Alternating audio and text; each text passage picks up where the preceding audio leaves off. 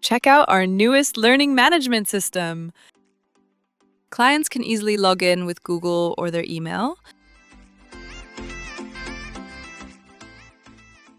In the portal, they can view their progress, different lessons, and all the levels available to them.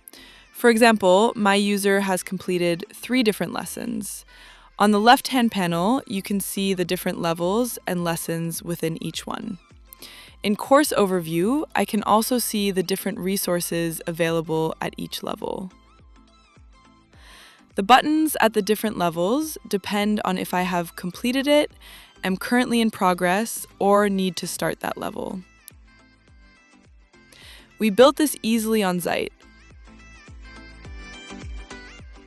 Want something similar? Maybe it's time to work with Coconut Breeze Media.